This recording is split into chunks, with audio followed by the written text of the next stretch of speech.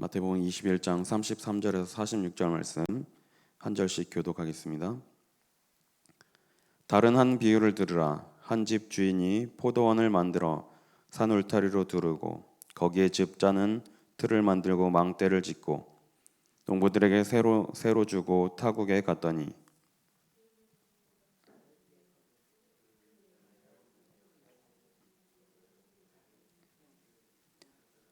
농부들이 종들을 잡아 하나는 심히 때리고 하나는 죽이고 하나는 돌로 쳤거늘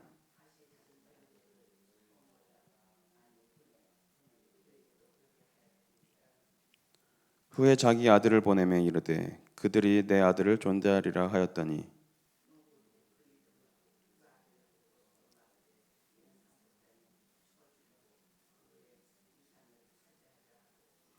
이에 잡아 포도원 밖에 내쫓아 죽였느니라.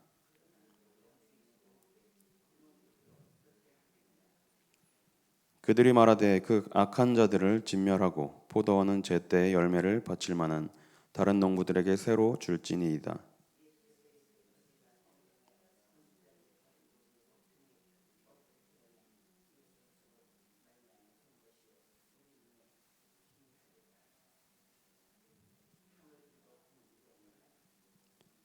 그러므로 내가 너희에게 이르노니 하나님의 나라를 너희는 빼앗기고 그 나라의 열매 맺는 백성이 받으리라.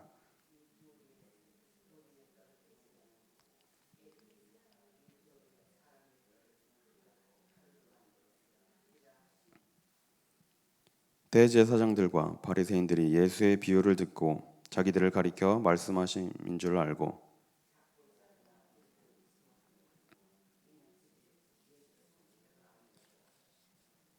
아멘.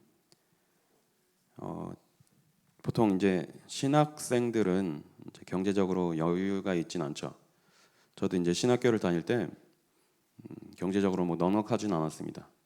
아버지가 신학교 다니는 것도 별로 이렇게 탐탁치 않아 하셨고, 그래서 이제 보통 신학생들은 학비를 내야 되는데 보통 신학교 들어갈 때는 수입이 없습니다. 뭐 전도사로 이렇게 사역을 하는 건 아니기 때문에 저도 그래서 이제 신학생 시절에 많은 아르바이트를 했습니다. 그 신인문역 아시죠? 거기 신인문역 앞에 보면 광장이 있는데 그 역사 광장의 바닥에 이제 벽돌, 보도블럭 까는 그런 알바도 해보고요. 구리 청과시장에서 새벽에 과일 포장하고 막 내보내고 뭐 이런 알바도 해보고 그 중에 이제 지난 그 제가 전에 사역하던 교회에서 이제 교회가 건축을 했습니다. 건축을 교회당을 짓는데 이제 꽤 큰 규모로 건축을 했어요. 그래서 그 교회당을 짓는데 거기서 아르바이트를 또 했습니다. 그래서 벽돌도 나르고 그 건축하면 이제 건축물 안에 뭐 쓰레기 나오면 그런 것도 다 치우고 뭐 이제 보통 이제 흔한 좀 속된 말로 노가다라고 하죠. 이제 그런 아르바이트도 했었는데 기억에 남는 게 보통 이제 건물을 짓게 되면 지하를 깊게 파죠.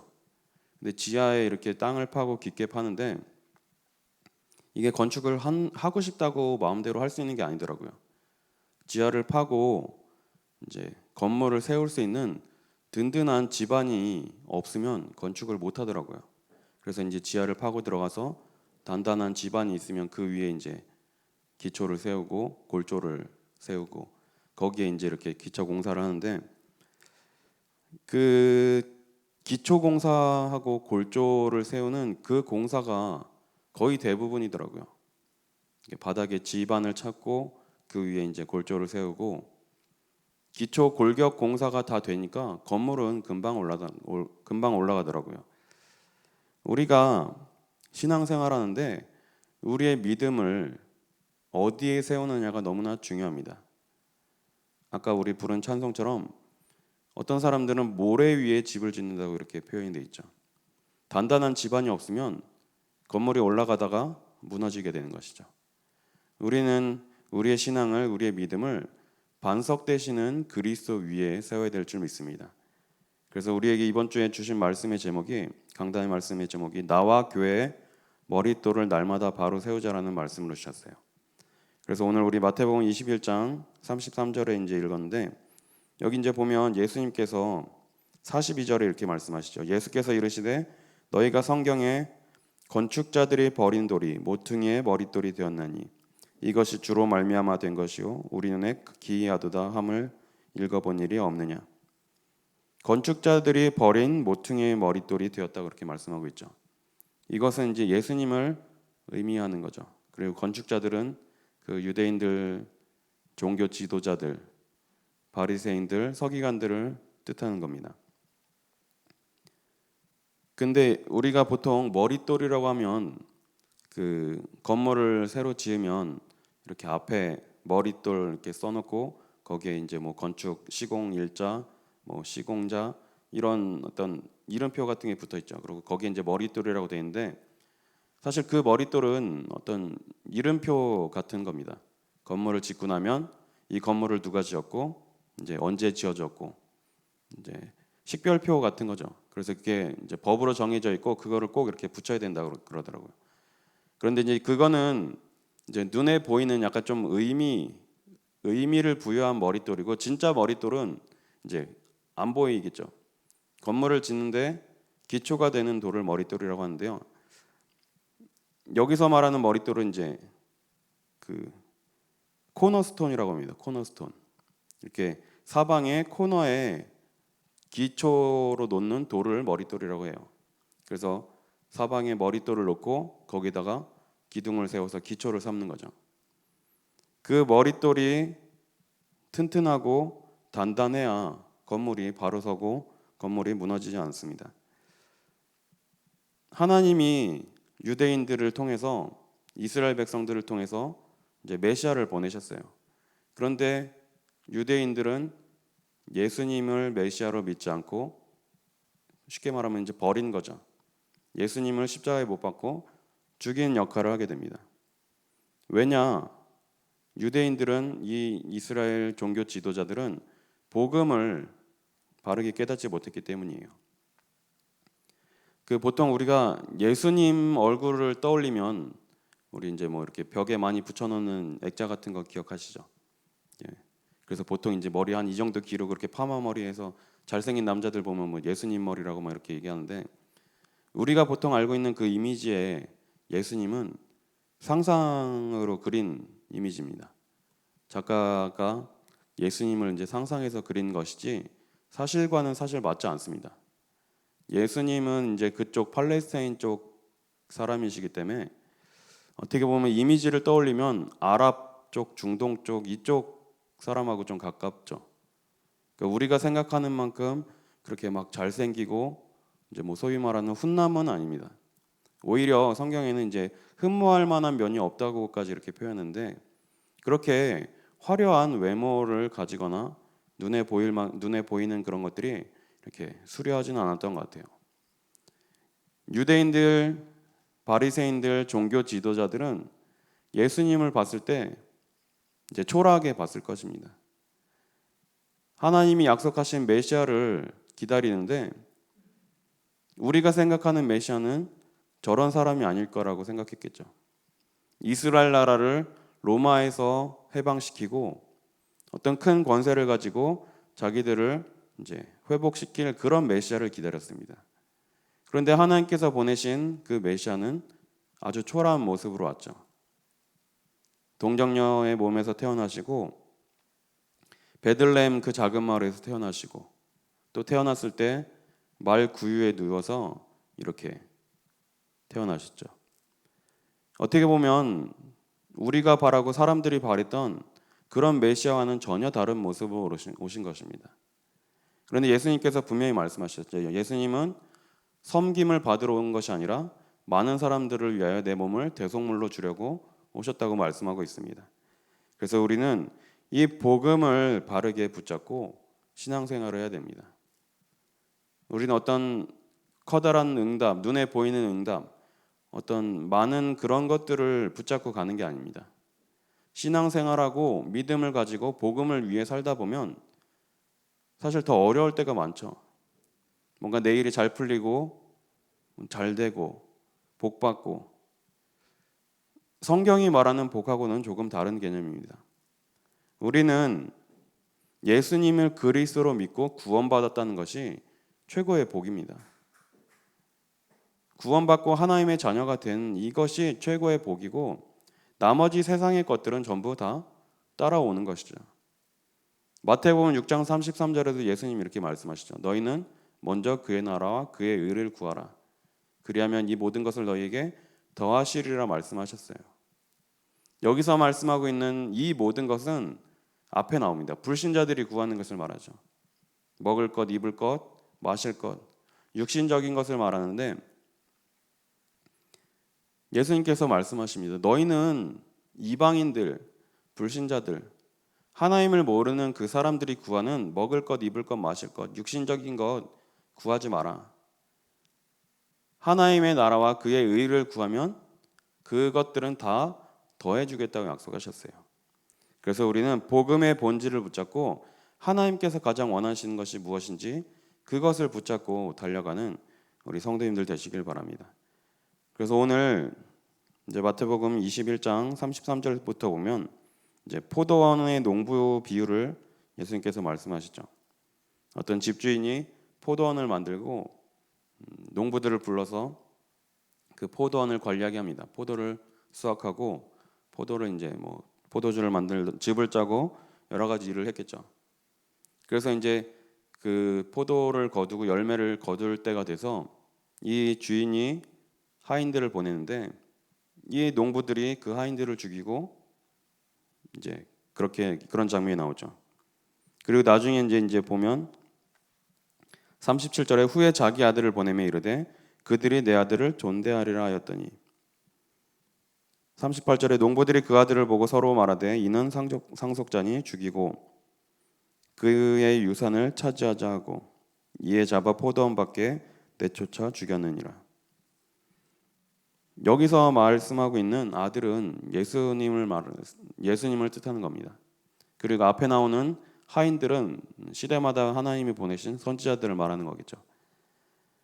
하나님께서 복음을 전달하기 위해서 이 언약을 전달하기 위해서 시대마다 선지자들을 계속 보내시고 또 메시아 예수 그리스도를 보내셨는데 이것을 받아들이지 않고 십자가에 못 박아 죽인 그 종교 지도자들, 유대인들, 바리새인들을 지금 말씀하고 있는 거죠. 그래서 자칫 잘못하면 우리가 복음의 본질을 놓치면 이렇게 될 수가 있습니다. 하나님께서는 우리에게 메시아를 약속하시고 예수 그리스도를 보내셨습니다. 그런데 이 복음의 본질을 놓치는 순간 다른 거를 붙잡게 되는 거죠. 그래서 우리는 이 모퉁이의 머릿돌 되시는 예수 그리스도를 바르게 붙잡아야 될 줄 믿습니다. 하나님이 우리에게 구원자로 보내신 분은 이 예수 그리스도 한 분밖에 없습니다. 그런데 이 유대인들은 계속해서 자기들이 원하는 메시아를 기다리고 예수 그리스도를 보내셨음에도 불구하고 인정하지 않고 부정했죠. 이제 뭐 이건 약간 좀 농담인데요. 저희가 이제 신학교를 다니는데 어떤 이제 전도사님이 계셨어요. 여자분인데 이제 막 연애도 하고 싶고 빨리 이제 남자친구 만나서 결혼도 하고 싶어 하는데 이분을 좋아하는 남자분들이 좀 이렇게 주위에 있었어요. 그래서 이제 그 남자들하고도 좀 잘 알고 그래서 이제 잘해봐라 괜찮은 친구다. 근데 이 전도사님이 별로 마음에 들어하지 않더라고요. 그래서 이제 우리가 그 전도사님 보고 유대인이라고 놀렸습니다.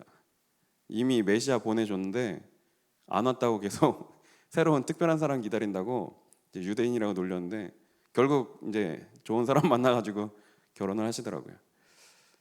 우리가 예수님을 그리스도로 믿고 이 구원받은 것이 이 세상 가장 큰 축복입니다. 지금 유대인들은 아직도 이 메시아를 기다리고 있죠. 그래서 우리는 이번 주 우리에게 주신 이 말씀을 기억하면서 내 신앙과 내 믿음의 주춧돌을 바로 세우고 우리 교회의 주춧돌을 바로 세워야 될 줄 믿습니다.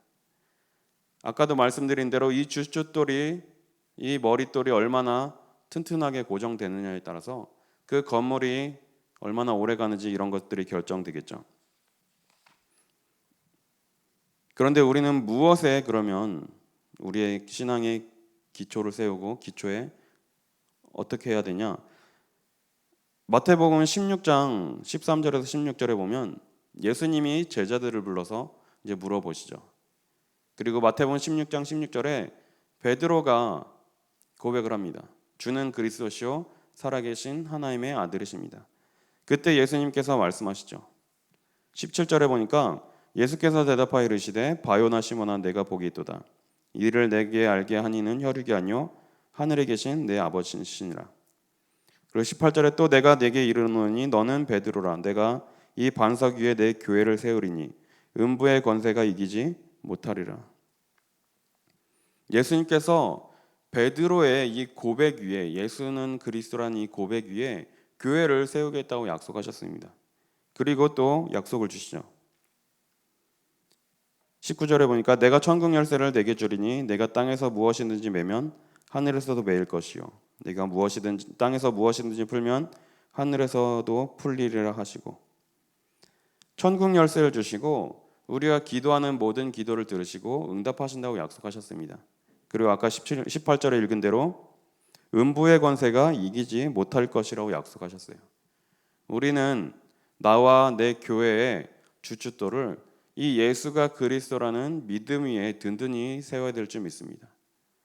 이 고백 위에 우리가 주춧돌을 놓고 건물을 세운다면 변하지 않는 오래가는 그런 건물을 세울 수가 있겠죠. 그래서 우리는 나의 믿음이 나의 신앙이 어디에 세워져 있는가 이것을 점검해 봐야 됩니다. 많은 사람들은 내 신앙, 내 믿음을 내가 바라는 것에 세우고 있죠. 어떤 사람들은 어떤 내가 가진 목표를 위해서 내가 원하는 것, 내가 이루고자 하는 것을 위해서 신앙생활을 합니다. 그런데 우리는 하나님이 원하시는 하나님의 계획을 붙잡고 신앙생활을 해야 될 줄 믿습니다. 그리고 우리는 복음을 바르게 붙잡고 가야 되겠죠.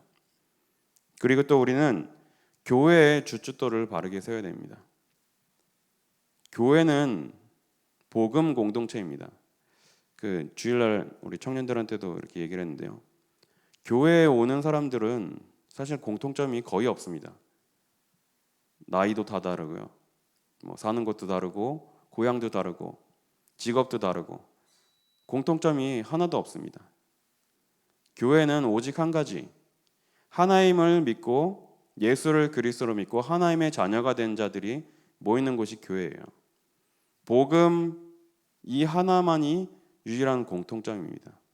그래서 우리는 교회를 이 바른 주춧돌 위에 세워야 되는데 교회도 마찬가지로 오직 예수만이 그리스도라는 이 믿음의 고백 위에 세워져야 됩니다. 그런데 지금 한국의 많은 교회들이 이 기초가 바르게 세워지지 못하다 보니까 시간이 오래 지나니까 다 무너지고 지금 힘을 잃어가고 있죠. 한 세대가 지나가니까 점점 문제가 발생하고 균열이 생기고 무너지고 있습니다. 왜 그렇죠? 바른 주춧돌을 놓지 못했기 때문이에요. 그래서 우리만큼은 정말 이 바른 교회를 세우고 하나님께서 가장 이 시대에 원하시는 이런 교회로 세워나가야 될 줄 믿습니다. 하나님이 이 일을 위해서 우리 성도님들을 부르신 줄 믿습니다. 그 월드컵 요즘 몇 년 됐죠? 월드컵 이제 아직 좀 남았나요? 월드컵 이제 경기를 하면 이제 많은 사람들이 축구를 좋아하기 때문에 경기를 보죠. 그런데 한번 이렇게 보다 보니까 해설자들이 이런 얘기를 하더라고요. 매 그 4년마다 열리는 월드컵을 보다 보면 누가 봐도 이 나라는 우승 후보다라고 생각하는 나라가 있고 이 나라는 조금 실력이 떨어진다 이렇게 생각하는 팀들이 있죠. 그런데 보면 공은 둥글기 때문에 공평하다 이런 얘기도 하는데 누가 봐도 우승 후보고 이 팀은 우승해도 전혀 어색하지 않다라는 팀이 일찍 떨어져 버리는 경우가 있습니다. 그리고 별로 기대 안 했는데 많이 이렇게 선전하는 팀이 있죠. 근데 해설자들이 뭐라고 얘기하냐면 좋은 성적을 거두고 좋은 성적을 유지하는 나라들은 세대 교체를 잘한 나라들이다 이렇게 얘기를 하더라고요. 그런데 전통 강호이고 명문이고 우승을 많이 했더라도 세대 교체를 바르게 하지 못하면 좋은 성적을 거두지 못한다라고 이렇게 얘기하더라고요. 그것처럼 우리는 우리 한 세대가 지나서 무너질 그런 믿음의 공동체를 세운 것이 아닙니다. 우리 후대들이 이 언약의 바톤을 붙잡고 또 믿음의 여정을 갈 수 있도록 우리는 지금 중요한 기초를 놓는 작업을 하고 있는 것이죠. 이스라엘 백성들은 하나님께서 애굽에서 건져내셨습니다. 그리고 가나안 땅을 약속하셨어요. 그래서 이스라엘 백성들이 애굽에서 나와서 가나안 땅까지 가는 그 거리는 성인들이 가면 일주일밖에 걸리지 않는 거리라고 합니다. 그리고 뭐 아이들, 어른들 다 합쳐서 좀 천천히 가면 2주면 갈 수 있는 거리라고 해요. 2주일. 그런데 이스라엘 백성들이 몇 년 동안 광야 생활을 했죠? 무려 40년을 광야 생활했습니다. 그 말은 어떻게 보면 같은 자리에서 계속 뱅뱅 돌았다는 뜻이겠죠. 하나님은 가나안을 정복하기 위해서 광야에서 후대를 키우셨습니다. 다시 무너지지 않을 만한 그런 기초를 세우기 위해서 계속해서 이스라엘 백성들에게 든든한 주춧돌을 놓게 하신 겁니다. 그러면서 광야에서 어떤 작업을 했죠? 후대들에게 부지런히 말씀을 가르쳐라. 왜냐? 가나안 땅에 들어갔을 때 그 가나안 땅을 정복하고 많은 응답을 누릴 때 문제가 생기고 무너질 수 있기 때문이었죠. 그래서 하나님은 광야에서 무너지지 않을 그런 시스템을 만드신 것이죠. 어떻게 보면 우리도 지금 광야 길을 가고 있는 거나 마찬가지입니다. 하나님이 약속하신 가나안 땅을 위해 가는데 후대들을 키우는 중요한 일을 해야 되죠. 우리가 어떤 많은 일을 할 수 있고 많은 일을 하는 것 같지만 세대가 금방 바뀝니다. 내가 뭔가 대단한 일을 할 수 있을 것 같은데 이제 결혼하고 자녀 낳고 지나다 보면 금방 시간이 지나버리죠. 그래서 우리는 내가 어떤 큰 일을 하는 것도 중요하지만 또 우리 후대들이 이 세계복음화의 여정을 이어갈 수 있도록 바른 언약을 전달하는 것이 또 너무나 중요합니다. 그래서 우리는 약속하신 대로 우리를 통하여 237개의 전 세계의 복음이 증거되고 하나님의 영광이 나타나게 하실 것이라고 약속하셨습니다. 그래서 우리는 매일매일 이것을 놓고 기도하면서 언약의 여정을 가야 될 줄 믿습니다. 그래서 이번 한 주간도 이 말씀을 기억하시면서 나의 믿음을 어디에 세울 것인가, 나의 신앙을 어떤 주춧돌을 놓고 세울 것인가, 이것을 기억하고 점검하고 기도하시길 바랍니다. 그리고 나와 교회의 바른 기초를 놓고 이 기초를 든든히 세우는 일에 가장 귀하게 헌신하는 우리 성도님들 되시길 바랍니다. 지금 우리 성도님들이 기도하고 지금 헌신하는 이것들이 지금 당장은 응답이 안 올 수도 있습니다. 그런데 후에 우리 후대들을 통해서 하나님은 가나안을 정복하겠다고 약속하셨고 우리 후대들을 통해서 세계보호마를 이루실 줄 믿습니다. 오늘 하루도 말씀 붙잡고 승리하시며 많은 사람들에게 복음을 증거하는 귀한 전도자의 삶을 사는 우리 성도님들 되시기를 기도하겠습니다. 기도하겠습니다. 하나님 감사합니다. 우리에게 예수 그리스도를 보내시고 예수를 그리스도로 믿는 믿음으로 말미암아 우리를 구원하시고 하나님의 자녀 삼으시니 감사드립니다. 우리의 신앙이 우리의 믿음이 바른 고백 위에 세워지게 하시고 든든한 머릿돌 위에 세워지게 하여 주옵소서. 오직 예수만이 그리스도라는 이 고백 위에 우리의 모든 신앙의 근간이 세워지게 하여 주옵소서. 이제는 우리 주 예수 그리스도의 은혜와 하나님의 사랑하심과 성령님의 내주 인도 역사 교통 충만케 하심이 나와 교회의 머릿돌을 날마다 든든히 바르게 세우는 일을 위하여 헌신하는 우리 귀한 성도님들 위해 또 우리들 종교회 위해 지금으로부터 영원까지 항상 함께 있을지어다. 아멘.